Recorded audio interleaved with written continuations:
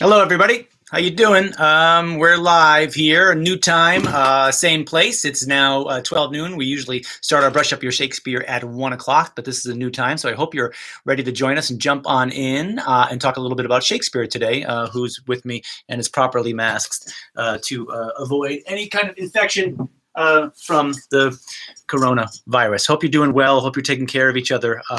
Hope quarantine and isolation, etc., is it not driving you mad? I hope things like this and whatever else you're tuning into are helping you to kind of stay connected to your lives outside of your homes and out in the world and with our communities. So we're happy to be back. Last week we had Janine Kane on. So Janine, if you're out there and watching, thank you so much for being a part of that last week. It was great to have a little wrinkle and bring another actor in and talk about Macbeth.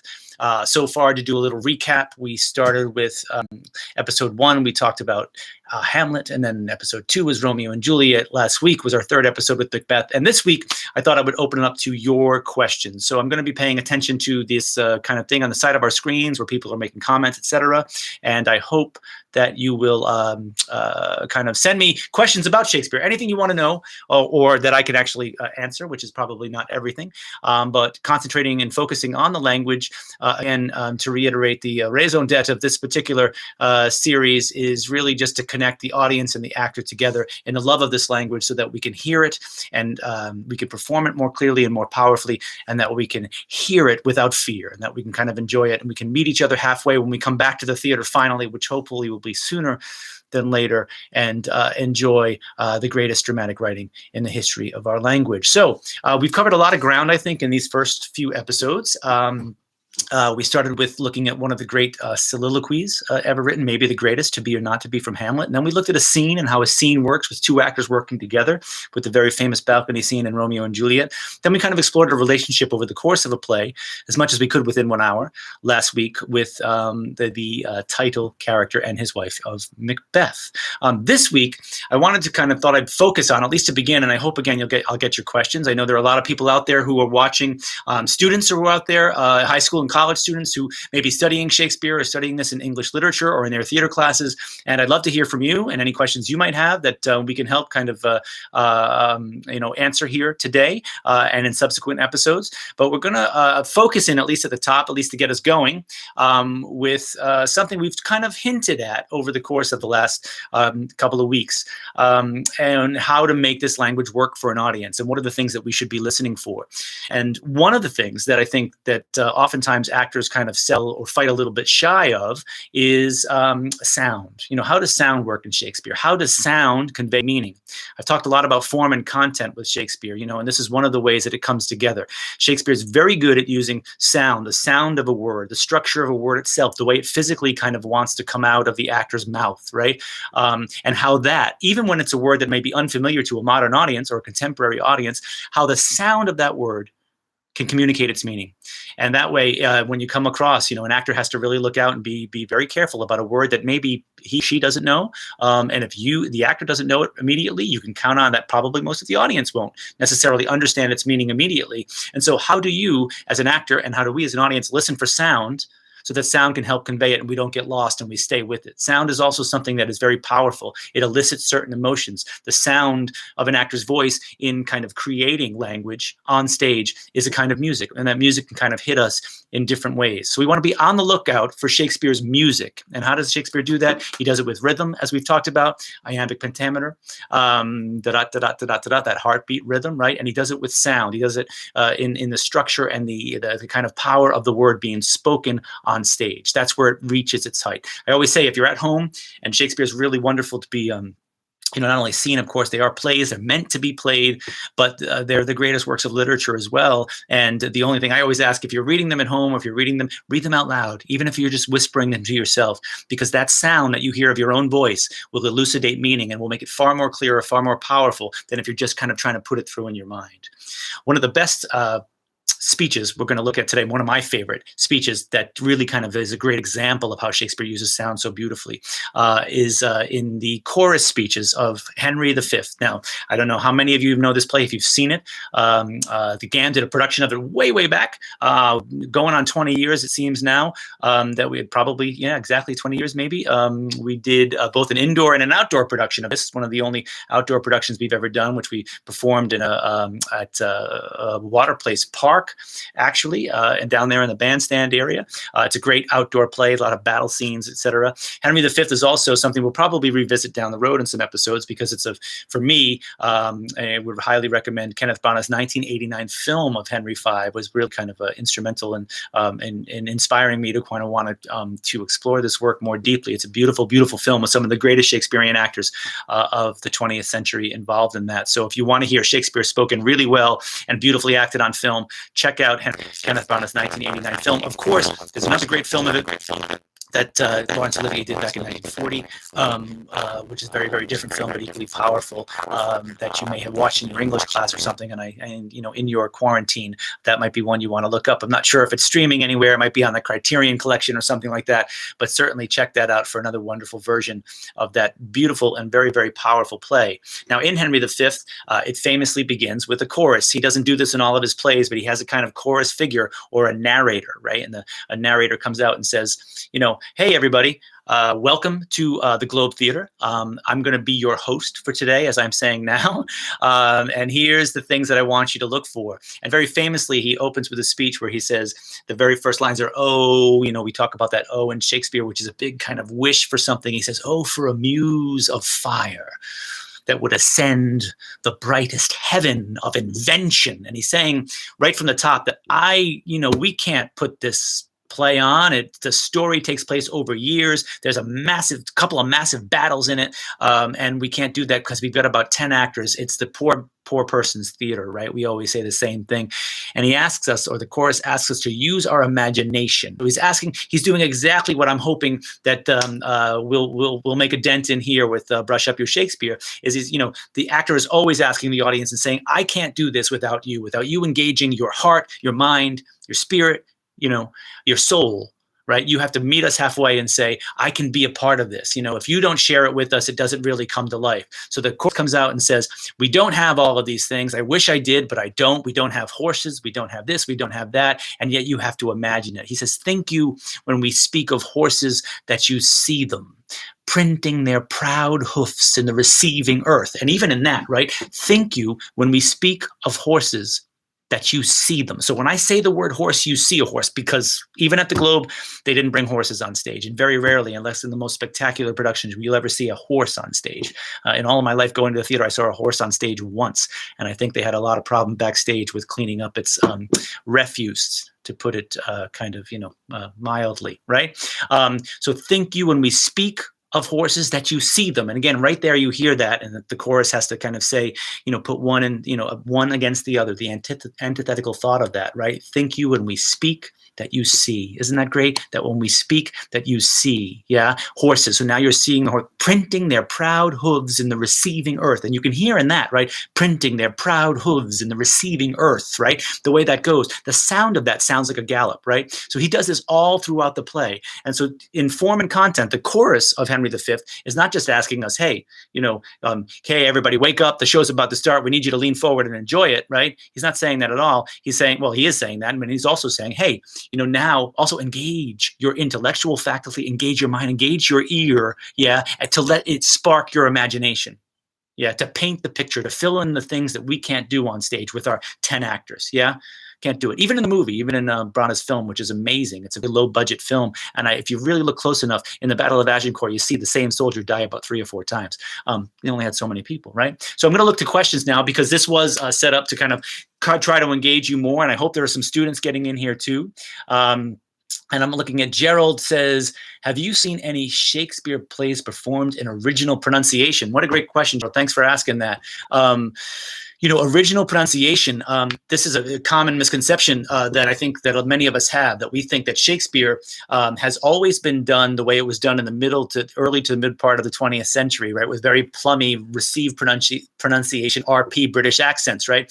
John Gielgud, etc. There's a muse of fire that would ascend the brightest heaven, all that stuff. Not at all. In fact, most scholars would say that Shakespeare's language at the time when it was being performed in between 1590 and 1611 or so, while he was alive, in those years where he was really kind of in his prime as a playwright, the sounds that we would have heard if we were groundlings at the Globe would have been, some scholars would say, much closer to a more New England-y sound, if you can even imagine that the way vowels sounded at certain times at that time were very different than the way they would evolve to today. I have never seen a production of Shakespeare done in original pronunciation. I have seen scholars and heard scholars perform sections of it. And it's a wild sound. It's a rougher sound, which always makes me happy because it takes it away from being kind of, again, an effete or an elite activity and says it's always been for the people. It had that kind of rough and tumble sound of the everyday. It wasn't about Oxford and Cambridge educated elites kind of coming out with a certain accent that doesn't really exist anywhere except for at Oxford and Cambridge in the way we teach it, so no. But if you can find somebody, John Barton in his Playing Shakespeare, which I've kind of pulled out the DVDs and my old man kind of hat on, you can stream, you can see on YouTube. He does a section of that where you can watch him do a speech, actually from this play, from Henry V. He does a speech from Henry V of the French king, when the French king announces all of his lords and the kind of commanders of his army, and he has about 10 or so names to represent the entirety of the French army, which has to be kind of larger than the English for the whole story to work. But the sounds of the words are so rich that in every time he says one name, Charles Delabreth, for instance, it becomes like 10, in the way that sound is. So great question. Gerald also asked, what do you think about the theory that Marlowe co-wrote Henry VI, parts 1 and 3 with Shakespeare? That's a great question. There's a lot of theories out there about Shakespeare that he didn't write his plays. Some people say he didn't write any of them. Some people said that Marlowe and other people were co-authors on more than them, or that he kind of plagiarized or stole. There's all sorts of theories out there. I have not seen any convincing evidence of someone other than Shakespeare having written his plays. There's certainly evidence that, and it's clear that he wrote some of his plays with other writers, John Fletcher, for instance, and people like that. I think some of the later plays were co-authored, and oftentimes even to someone who doesn't study Shakespeare, you can see when it's him and when it's somebody else, because the language and the kind of richness of the language disappears in the hands of lesser writers, particularly in a play like Pericles, if you've ever seen Pericles.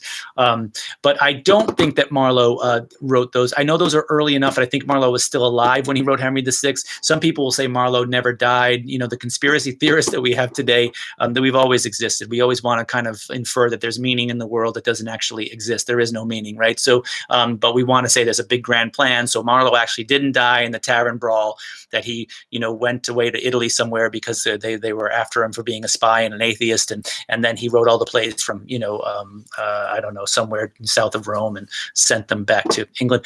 The big and craziest conspiracy theory, and the one that seems to have the most anecdotal evidence, is a guy named Edmund de Vere, who was the 17th Earl of Oxford.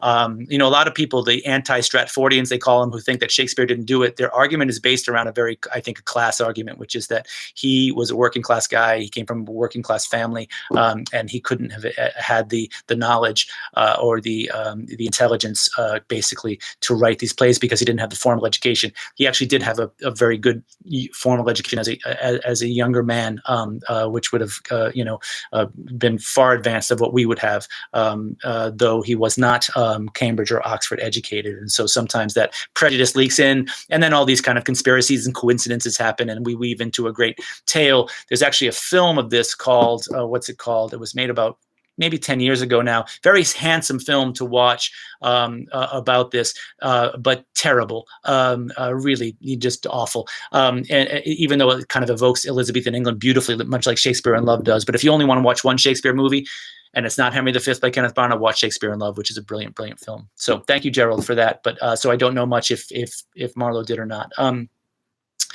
Gail's asking, why did you choose Richard II for our upcoming season, which is a great question. Richard II is a play that doesn't get done at all that often, and yet it's one of the, I think, the most beautiful plays that Shakespeare ever wrote. There's only two Shakespeare plays that are written entirely in blank verse, and Richard II is one of them. The other one is King John, which is, it's very, very rarely performed, not among his greatest works, but Richard II certainly is. And Richard II is part of a cycle of history plays that he did that includes Henry V that we started this with, and we'll get back to when we talk about sound a little bit. Richard II is kind of starts what is called the first tetralogy, even though it was written second. Now, he wrote 8 plays, Shakespeare did, that cover about 100 years or so of British history, and they go Richard II, Henry IV, part 1 and 2, and Henry V, which we started talking about, and then that continues with Henry VI, part 1, 2, and 3, which Gerald asked about, and ends with, of course, Richard III, which it may be the most famous of all of the plays, and that, it gets produced all the time still today. So those 8 plays kind of make up a big chunk of British history of all of those kings in a row, starting with Richard II. Now, Richard II was deposed by Henry IV, who's Henry Bolingbroke, meaning he was kind of basically kicked out and murdered because he was incompetent. He was weak in terms of being a governor. He was arrogant. He had a lot of problems that we see in leaders all the time. And the story and the reason to pick it for this year is not only its great poetic beauty, but it's an examination of how societies work, and when they have ineffective leadership, and when they have weak leadership, when they have leadership that's self-interested and puts itself before the needs of the people. What are the options that people have in order to change that, and what are the consequences of taking martial options in order to do that, etc. And then what are the ramifications on society when there's an upheaval like that, based on the fact that the ruling elite is ineffective. So I think it's a story for our times, and because it's rarely done, it gives us a chance to kind of hear a story anew. We don't come into Richard II with the same baggage. We might come into another play that we think we know a little bit better, and then really that's the content of it. Why on the content, and formally, it's such a gorgeous play that you get to hear language, that's probably, second, if only, to Hamlet in the beauty of his writing, in my opinion. So those are some of the kind of initial reasons why, and I think it's going to be a play that's really going to be exciting to check out. So there's recent great versions of this too. The BBC just put one on that you can get on PBS, I believe. I don't know if it's still streaming on PBS, but you could look around for it, with Ben Whishaw in the title role as Richard II, and Jeremy Irons as Henry IV, and Patrick Stewart as John of Gaunt, which is an incredible, incredible role. So check that out if you want to do a little kind of primer before you see our production next spring. So great. The questions are coming in all over the place here. You've read, studied, this is from John, you've read, studied, performed, directed a lot of Shakespeare. Do you feel like you have any insight to what he was like and what he believed? Sure. But, and on some level, yes, because I've read also a lot of biography of him, even though there's scant detail of his life. There's a lot of speculation around his beliefs, et cetera, in terms of his religion, because, of course, religion was a fraught subject. In England, it's always a fraught subject, but certainly one at that time. And the divide between Catholicism and the old ways and the kind of Reformed church, and there's arguments that he may have been a closet Catholic, and et cetera, and people look for evidence throughout the plays, and, again, the scant effects of his life.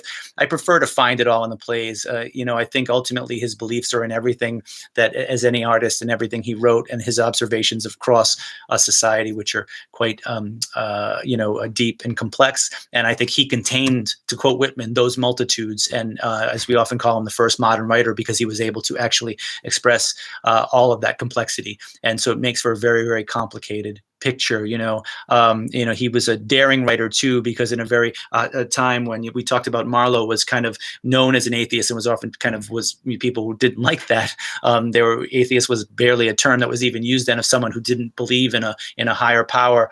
Shakespeare certainly professed that in his life and a lot of his plays, but always points to kind of humans' relationship with the universe as an absurd one. That kind of is ultimately that is his intuition led him to kind of think that we're probably devoid of a higher meaning, even though he probably wouldn't have classified himself the same as Marlowe. But he always left open that possibility, as explored in Hamlet, et cetera, that there is really nothing governing what our actions. As he says at the end of Hamlet, the last line is, "The rest, as he looks into the void, is silence." What play intimidates audiences the most? Wow. What play, and this is from Jennifer, what play intimidates? I don't know. That's a great question. I think every audience comes with a different eye. I think sometimes the tragedies intimidate people more. We Midsummer Night's Dream and the comedies, people love those because, you can kind of, be up on the kind of physical comedy and the physical jokes. I think the really serious ones, which are often really, really funny. Hamlet's one of the funniest plays I think that's ever been written. So sometimes the big tragedies I think tend to intimidate people. The Hamlets, the King Lears, Macbeth not so much because, again, as we talked about last week, it has that kind of thrust of a thriller and a kind of crazy, revenge story. But certainly the big tragedies, I think Lear and Hamlet probably are the ones that kind of give people go, I know it's really big and it's really powerful and I'm supposed to get a lot from it and it's supposed to be brilliant. And what am I going to do? Again, playing on that fear that hopefully we're doing a little bit of getting rid of now. Kaylee asks, do you believe in the idea that Shakespeare wasn't just one writer, but multiple writing under one name? I do not. I think it was just Shakespeare. I have no other reason to. It's also, certainly I'm a kind of geek for this, and I kind of like the idea that there was this guy that his name was Shakespeare and that he created this incredible art. At the same time, it doesn't really matter. Whoever wrote these plays, thank goodness we have them. As Anthony Burgess points out about Hamlet, he calls it the one play that the world could least afford to do without, and I think, because of how it enriches our lives, and whether that his name was William Shakespeare or Shecky Shakespeare or Christopher Marlowe or Bob Smith or Jane Doe, whatever. We have this incredible work, and that's what's important. Isabel, how do you respond to folks who believe Merchant of Venice shouldn't be performed in a post-World War II society or other controversial plays like Othello in today's society? I respond to them by saying vehemently, we probably shouldn't be prescribing what people should and shouldn't be playing. Clearly, those plays, many Shakespeare plays, not only Shakespeare plays, but many plays that are that come from a period, before the modern, and certainly even before 1990 or 2000, 2010. These values and things are changing as they should be and evolving all the time. It doesn't mean we should kind of throw away work that exhibits different attitudes towards some of the things that we as society have evolved past, even when those attitudes are troubling and condemning. Because my question would be, are they not true? And maybe that's the lens we have to look at them as windows into societies where some of those values were held up, and we have to interrogate those values. And I think Shakespeare, even in plays like in troubling depictions of characters, Shylock was an amazing character, for instance, or Othello himself. Certainly, Kate and Petruchio's relationships in Taming of the Shrew, that these are, they're still incredible works of art and that offer complicated truths within, the kind of the mess of humanity that he shows. So I don't think there should be anything should be out of bounds. I think it's on artists of any period to ask what it means to their society today and how, and without changing it, without blowing it up, without saying it's worthless, to really look at what's there and to try to bring that to an audience for what value, ask what value, and not be afraid if sometimes those answers are troubling ones, right? That's part of what art is too. So thank you for that question, Isabel. That's a great question.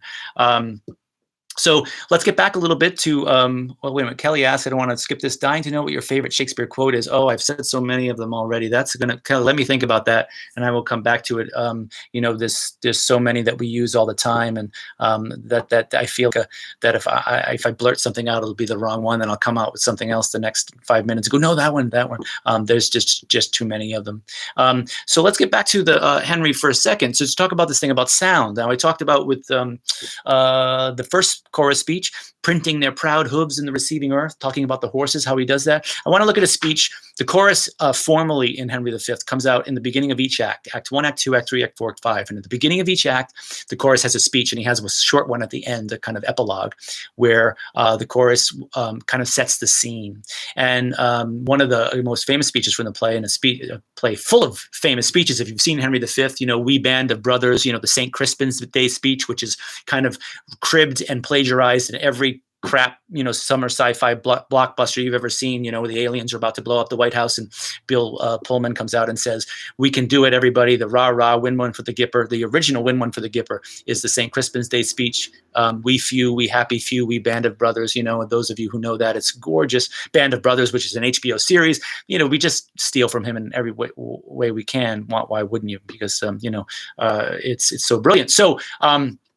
In the beginning of the fourth act of Henry V, the chorus comes out to set the scene for the battle. It's in the middle of the night, and there's going to be a battle of Agincourt, the famous battle that the British won when they were outnumbered 5-1, and they actually won this battle when victory was almost certainly going to fall to the French, and probably a slaughter of the entire British army. But they actually won that battle with almost no casualties, which is insane. The chorus comes out to set the scene of this in the middle of the night, what it's like for a soldier on the eve of battle to be contemplating his mortality and the kind of near certainty of his destruction the next morning. So it's a beautiful, beautiful speech. And because, of course, these were played at the Globe Theater, mostly in daylight, right? The chorus has to come out and set a scene that's happening at night, by firelight. And it begins by, again, asking the audience to kind of indulge. And he says, "Now entertain conjecture of a time when creeping murmur and the pouring dark fills the wide vessel of the universe." First couple of lines, right? It's great. So what is he asking for there? He's saying, well, now I want you to think of a time when it's really dark, right? And when it's really dark at night and we're outside, kind of like we hear, like he's playing on all of our senses, right, to start this. So he's actually invoking us. He's asking us to use our imagination, and our skin should start to prickle, because he's saying not only, it's nighttime here at the top, but he says creeping murmur, the pouring dark. Isn't that great? Creeping murmur. So, like when you're at home alone at night, and maybe you're alone in the house, as a lot of us are lately, and you're living in an old house and you're sitting there and you can't sleep because of all the things that are going on in the world, and then something creaks in the room next door, above you in the attic, etc. Right? All of these sounds is discovery of something. Is that, or do I have a mouse in the house? Or is that a bug somewhere? What are all these kind of things that, as my imagination is piqued because of the deprivation of my senses to the visual because of the darkness, that I'm kind of, my ears are really alive. So he's asking us to wake up our ear, just as we're doing here, right? It's saying, wake up your ear, right? When creeping murmur, and murmur is very onomatopoetic, isn't it? Murmur sounds exactly what it is. Murmur is a murmur, blah, blah, blah, right? Creeping, and creeping is a great word, because creeping actually creeps, right?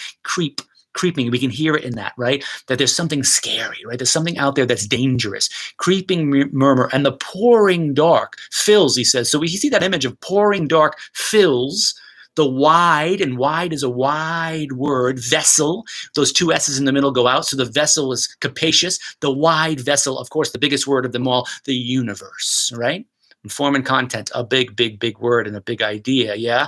And even that word, creeping murmur and the pouring dark. We hear pouring and we think pouring in, like we're pouring in water into a tub, right? And that's a great image to have. But the way he spells it in here is P-O-R-I-N-G, as in pores of your skin. The darkness is so dense, right, that it actually fills your pores, that it's like it's all in everything. It's a macroscopic and microscopic kind of intense darkness, right?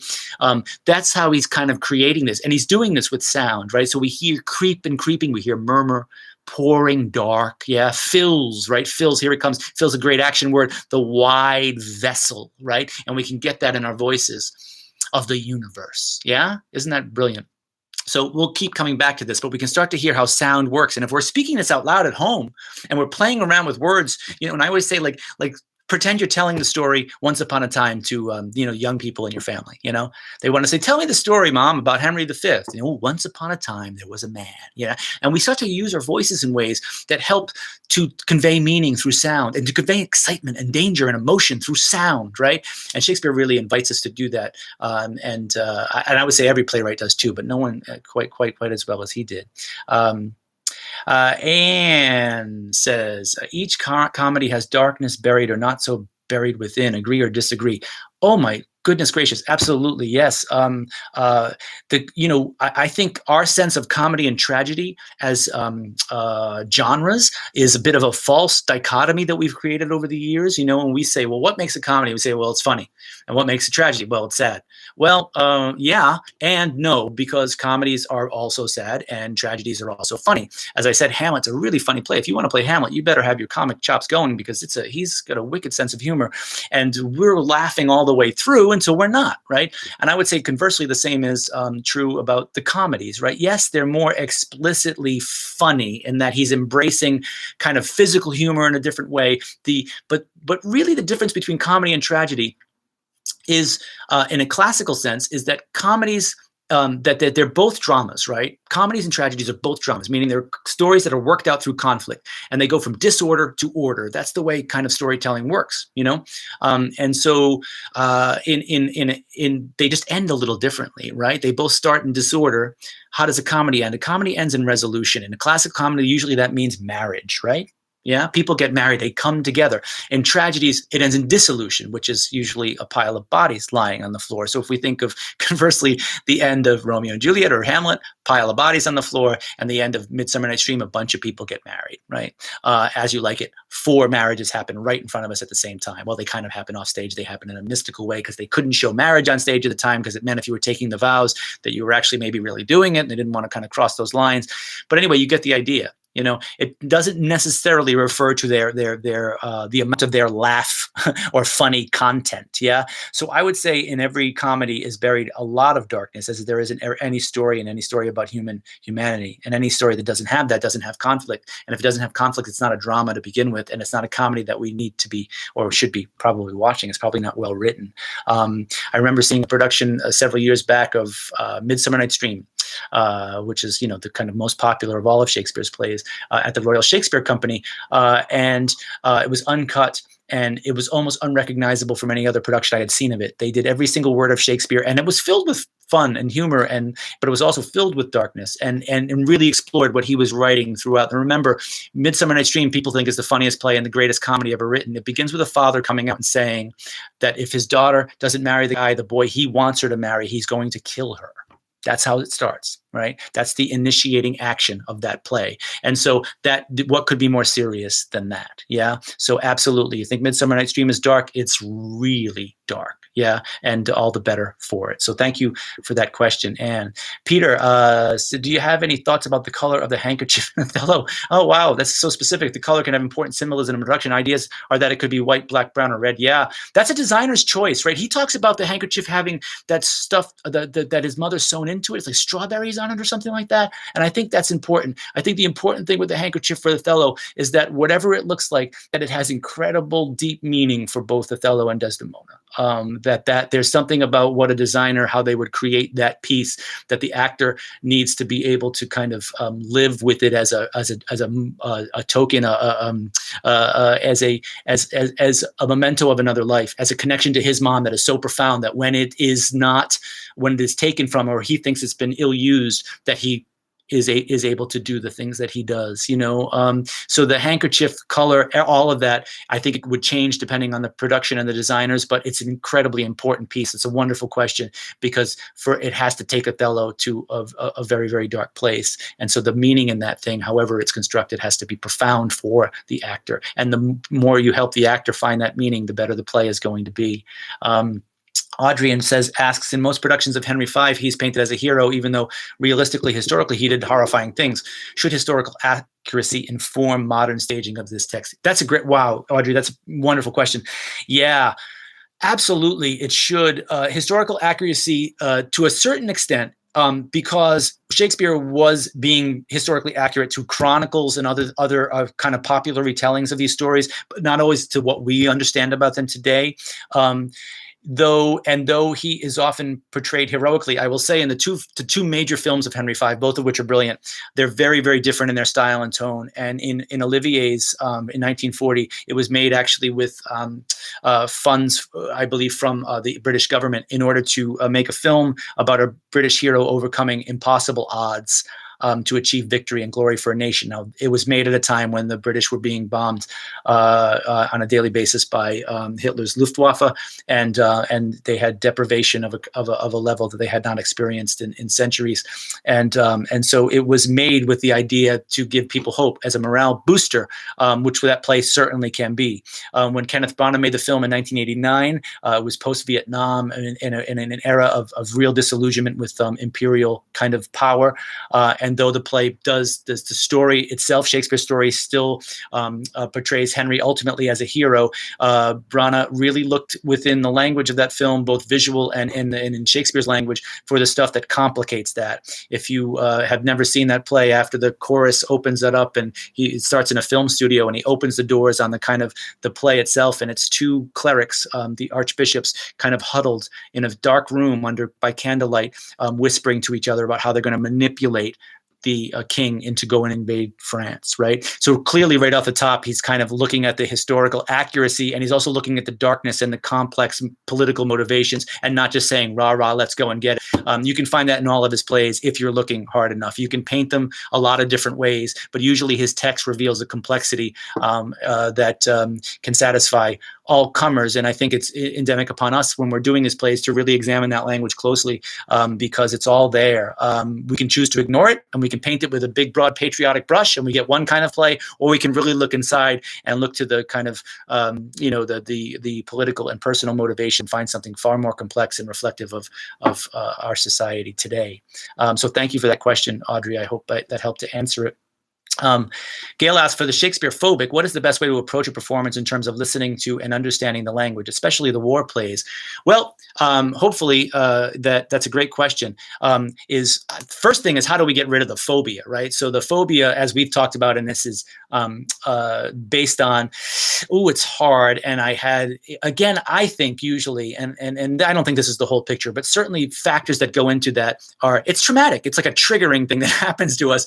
We're back in the theater room, like, oh, I'm back in Mr. Smith's 11th grade English class, and he was a terrible teacher, and I didn't understand a word of this, and I cheated, and I read the Cliff Notes, and I barely passed the class, and so I don't want to relive that torture again. Why would I want to do that? And I think, so how do we remove that? Well, we can remove that by kind of boning up, by reading a little bit more of Shakespeare and realizing it's not all, and reading it out loud to ourselves, and hopefully, the production itself, the actors are doing a little bit better job for the Shakespeare phobic and saying and reassuring us that you don't have to be afraid of it. So if you can remove that fear, and I understand what you're asking with the war plays, because they seem, maybe the plots aren't as familiar to us as the Hamlets and stuff like that. I think people come into Romeo and Juliet and are less afraid than when they come into Richard II. Because they feel they have a handle on the story already. So if they don't have to read the story so much, they don't have to kind of worry. They can kind of listen in an easier way, that they relax a little bit. So I would say relax and allow the language to come to you. Sometimes what I like to do when I'm having trouble understanding is, in my head, as I'm hearing something, I actually repeat it to myself. And like, what is that word? And don't get lost in, like, if I didn't understand one thing, that somehow I'm not going to get the rest of it.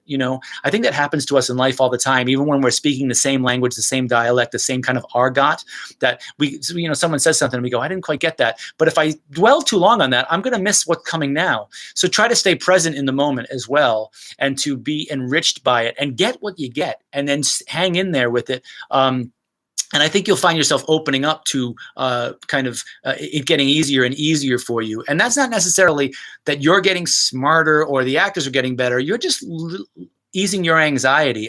Anxiety shuts us down, and anxiety kind of forces us into a kind of defensive posture when we're trying to listen and embrace something, and that's not the best place to be coming from, right? And it's going to shut us down versus the opening us up. So leaning forward and keeping our ear open, again, as the chorus asks us to do, and hopefully the actors then are really taking care of you. And when they see you lean forward, I know it happens to me. I'm all the more as an actor wanting to kind of come to you and say, and really take care of you and make sure you're with me, because if you're with me, we've got something special. Who are your top 3 Shakespearean clowns. Oh, what a great question. It's hard. Sometimes they all don't fall into an easy category with clowns. I would say his greatest comic creation is also one of his greatest dramatic creations. And this is a perfect example of how comedy and tragedy and history are kind of really just labels we put on to try to understand them, is Falstaff, who exists in a bunch of Shakespeare's plays. Most incredibly in Henry IV's Part 1 and 2, which come right after Richard II. And then in Henry V, he's talked about, he dies in Henry V, actually off stage. Sometimes productions put him on stage in that. He's also, the character was so beloved and so kind of popular in his day that Queen Elizabeth loved him so much in Henry IV that kind of at least the kind of story goes that she asked for him to be in a comedy. She wanted to see Falstaff in a comedy where he could be even funnier and they could relax some of the kind of more serious themes. And so Shakespeare wrote The Merry Wives of Windsor. Not one of his best plays, not nearly the Falstaff and the complexity, the psychological kind of depth, and the hilarity that you find in Henry IV's Part 1 and 2. But nevertheless, fun, crazy kind of play about, what the comedies are, mistaken identity and marriage gone wrong and then gone right, and and a lot of drinking. So Falstaff is number one if you consider him a clown.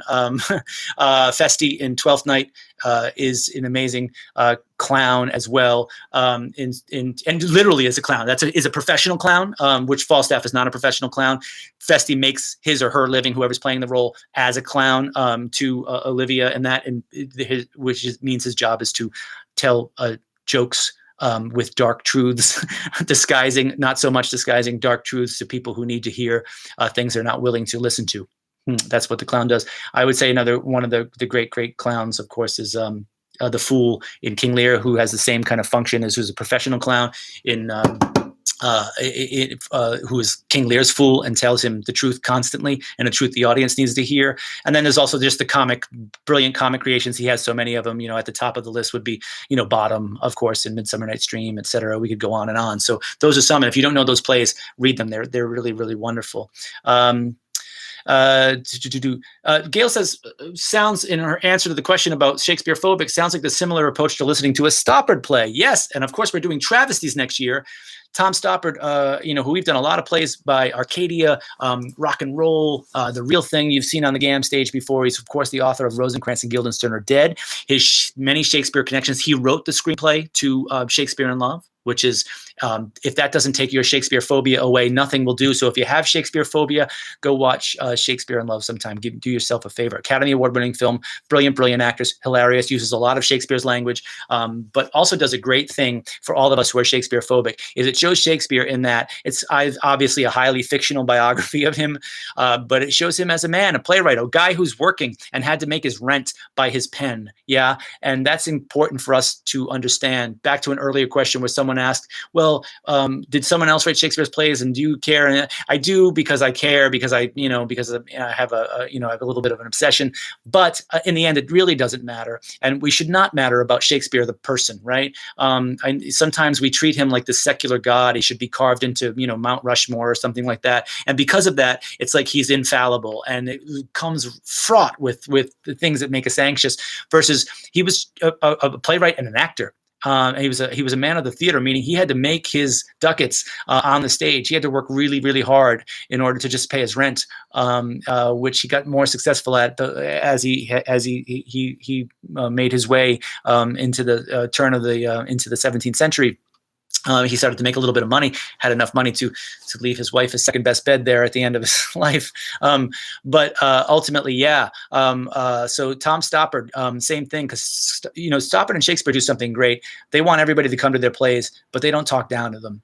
And they want to lift up the audience to the material. And by virtue of their writing, they're saying that the theater is a great art form. The theater is a complex art form, and it should just kind of go for the lowest common denominator, though it should sometimes do, because that's really fun.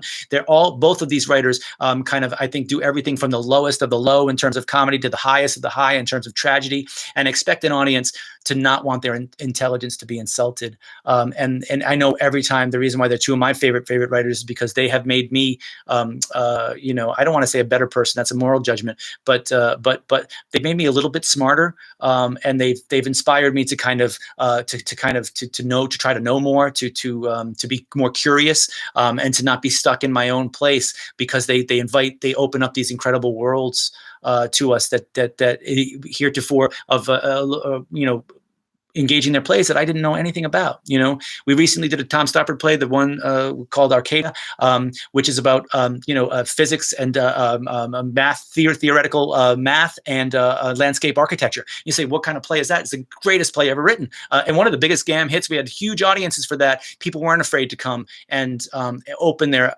And we had a job to do as actors in that, just as we do in Shakespeare, of making sure that really dense ideas, are made clear, and made resonant, made personal to an audience. And if we can do that, that's what you listen to. We go to the theater, we listen for, we love ideas, but they have to hit us emotionally. And those two writers do it really, really, really brilliantly. So great question, Gail. John asks, what modern playwright or author do you think comes close to Shakespeare's poetry or his ability to integrate high and low culture? Thank you for that question, John. And here's my biggest recommendation. Those of you out there who know me know what I'm about to say. David Milch, the writer and creator of Deadwood, the HBO series, as well as he was the original. He made NYPD Blue. He wrote for Hill Street Blues, etc. But the crowning achievement and the supreme achievement of art in my lifetime, to me, my personal opinion, is Deadwood. And if you want something that I actually put it on my syllabi for my students to watch, because if they think that studying language in college, studying Shakespeare's language will have no kind of effect on them other than doing a Shakespeare play, they're wrong, because even on TV, language of that density, that level of poetry, that ability to convey ideas, both high and low and everything in between, in one fell swoop, is evinced in that work of art. It's 36 episodes of 3 seasons plus a 2-hour movie that was recently made last year, which is really, really beautiful. And he's one writer. There's others, obviously, too. Tony Kushner comes to mind immediately, but David Milch could look Shakespeare in the eye, I think, and not blink. So thank you for that question, John. All right, back to the chorus speech here. And so this is great, right? We just set up this kind of filling the dark, coming in and filling the wide vessel of the universe. And then Shakespeare, he wants our ear to stay alive. So he never kind of indulges any kind of thing for so long. He's got this kind of drawn out thing with fills the wide vessel of the universe, and then breaks the rhythm. And he says, from camp to camp. Right? The hard C's come in, those P's at the end, and we go, okay, now we know it's dark, we know it's night, we know it's scary, and now where are we? From camp to camp, he says, right? So we ba-boom, ba-boom. Wow, what wakes our ear up and says, what's happening, right? Maybe the lights start coming up on the stage. We start to see the soldiers by their firelights, right? From camp to camp, and then back through the foul womb of night. Wow, right? The foul womb of night. Now, to hear that image for an audience, if an actor goes through that and says, from camp to camp, through the foul womb of night, you go, what the hell did you just say, right? But if an actor sustains some of that sound and really allows us to hear it, remember, allowing us, inviting us to hear this language is going to make, there's nothing in that line that we don't understand. Camp, camp, foul womb of night, right? Those are all one-syllable words even, right? But what does a foul womb do, right? Well, it's going to birth something horrible, right? So if we allow the audience to hear that image, the foul womb of night, this creeping murmur, this danger, right, that's coming up, is to us clearly getting worse, right? It's going to give birth to something horrible, and we know there's going to be a massacre tomorrow, right? And so that's something horrible. So through the foul womb of night, we've said it's dark, right? The hum, right? Another incredible onomatopoetic word. It's one syllable, really simple word, but a hum is a hum. The hum of either army stilly sounds. So creating against this potential for catastrophe is stillness, right? Is the hum of either army stilly sounds. You can barely hear each other, yeah? And this is a great line. He says that the fixed sentinels almost receive the secret whispers of each other's watch. Wow, right? So we hear the hum of either army, stilly sounds in their encampments, so quiet, so still, right? That the fixed sentinels, the guys who are guarding each other's camps, they're probably set a mile apart, right? In case anybody tries to invade and get a head start on the war at night. The fixed sentinels almost receive, almost, not quite, the secret whispers of each other's watch, right? So as they're whispering to each other, these sentinels, these little things like, oh, you go over there. Hey, Johnny, is somebody in the bushes, right? Yeah. It's so quiet out there that a mile away, they can almost hear each other. And in the way he constructs that, you hear whispers, right? The word whisper is onomatopoetic. It's beautiful, right? Whispers of each other's watch. Those W's come in and we hear that. So he's creating an oral, A-U-R-A-L, landscape out of words, right? And he's saying, everybody, almost shut your eyes for a minute. Let's see if we can create the scene. Because again, as he says at the beginning, we don't have any money. Right? It's the kind of constant thing with the theaters. We don't have any money. We don't have horses. We don't have enough people, but we can kind of excite your imagination in a way that nothing else can, right? Listen, listen, listen. Isn't that great? And so he's creating with listening. And we know what all those words mean, but we also hear them and we feel them in a different way when an actor engages that. Yeah. Shameless midstream plug. John's putting some plugs out there. This is great. And I want to reiterate this. Please join us on Monday at 3 o'clock for a live stream from some of our past and present GAM summer intensive campers for another dose of Shakespeare. Yeah, every summer for a long, long time now, we've had a program called GAM Summer Intensive, GSI, and it's a Shakespeare intensive where high school students come together and put on 2 full-length Shakespeare plays in 4 weeks. It's amazing. And the work that they do with Susie and Kate, our education director and our associate education director who kind of run that is remarkable. You know, Shakespeare is really important, obviously, to the GAM as a company, and which is why beyond what we do in terms of our audience and bringing it to adults is, you know, we invite certainly high school students in to see what we do, but also going out and engaging them with this language and to see how it can excite the minds and hearts of young people with just a little bit of prompting and with a little bit of knowledge and how they come to life and being able to articulate things about themselves maybe they didn't even know they could. And Shakespeare's language allows us to do that. So tune in on Monday at 3 o'clock on YouTube Live to check out if you want to kind of, you know, be a part of that and hear some tales from our Shakespeare intensive, which we, crossing our fingers, will still go forward this summer. So back again to Henry V here, right? So we've got these whispers, yeah, and that just like the last line where he interrupted, right? We get this great thing where it's all the whispers, and then he says, wait a minute, gonna wake your ear up again. I'm not gonna let you stay in the whisper land, just like from camp to camp. Now he says, fire answers fire. Ooh, well, we just added another visual element.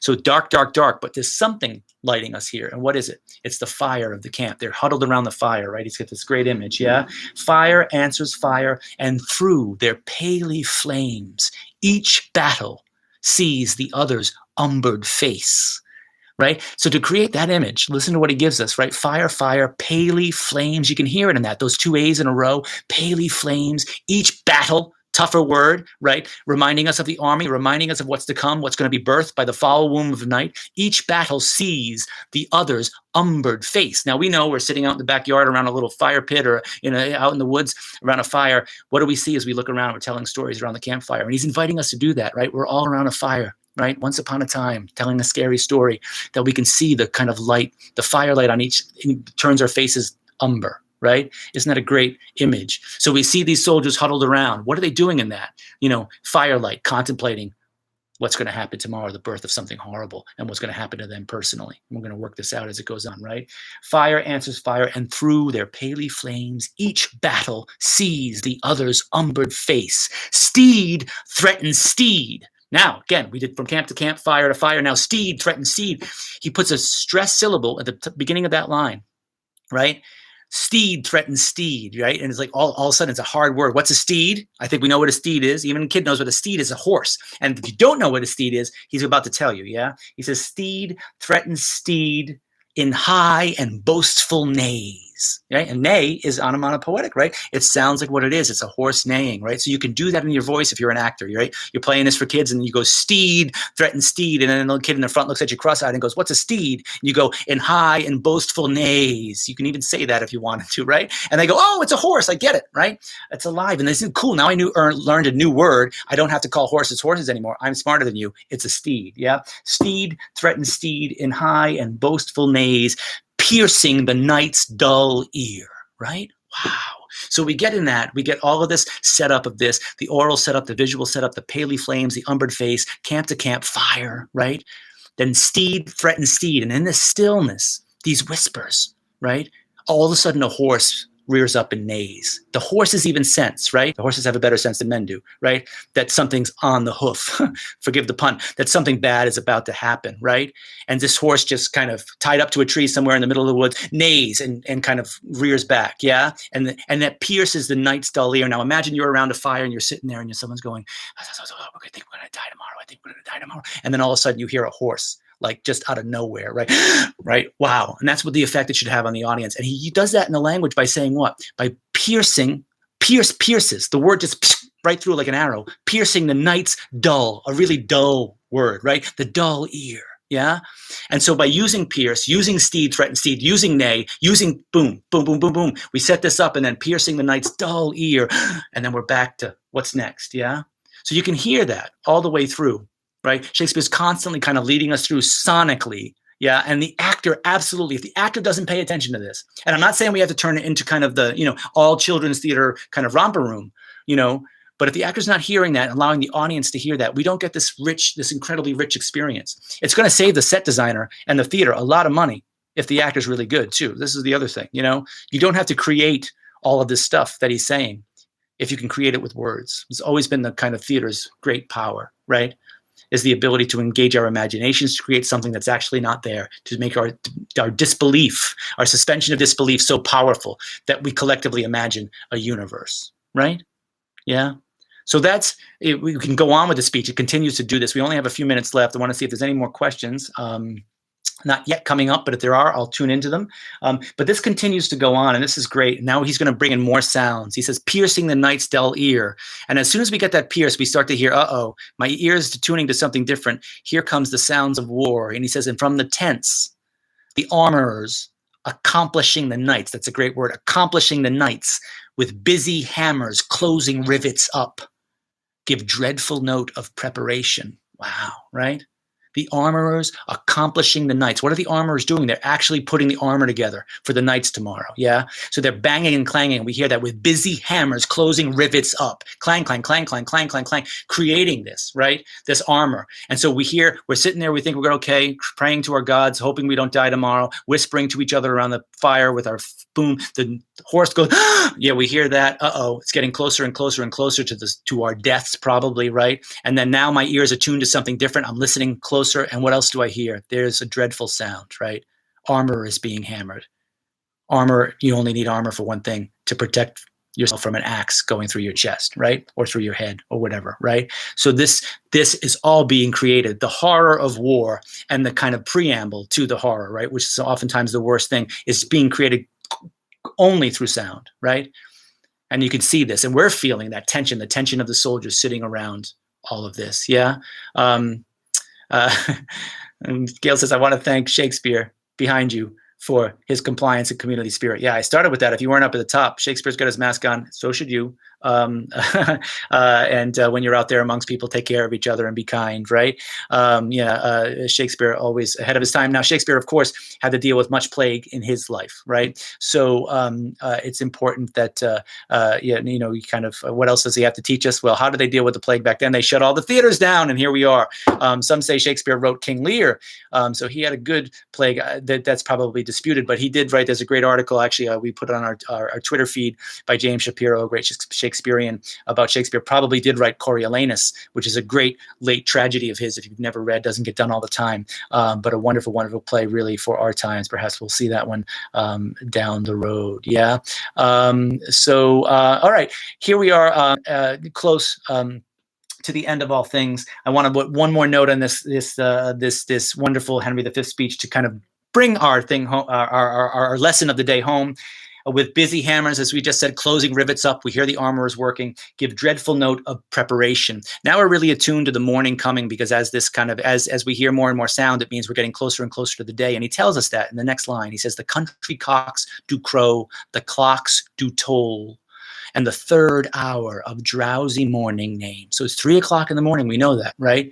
And how do we know that? He tells us it's the third hour of drowsy morning, but he actually gives us the sense of time in the line. The country cocks do crow, the clocks do toll. And it sounds like a tick tock, bong. 3 o'clock. There goes the rooster. False dawn. Right? Every minute is 1 minute closer to the deaths of all of these men we're seeing congregate on stage, right? Incredibly powerful image created only with sound. Actor has to listen for that and bring it to us. The audience has to open their ears and kind of almost close your eyes and try to imagine.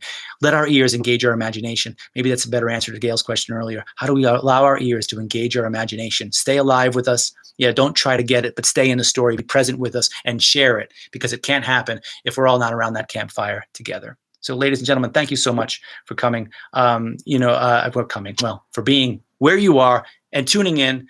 Please spread the word on this if you enjoyed it, so that people can. It'll be up on our site, so you can watch it again later. I hope it helps you. If those of you who want to maybe someday act Shakespeare or already are acting Shakespeare, and those of you who are looking forward to come and see it, in any theater, and certainly we hope you're going to join us for our production of Richard II next spring, which seems like a long, long way from now, but I assure you we're already working on it. So thanks everybody. Stay safe and be good to each other, and we'll see you next week.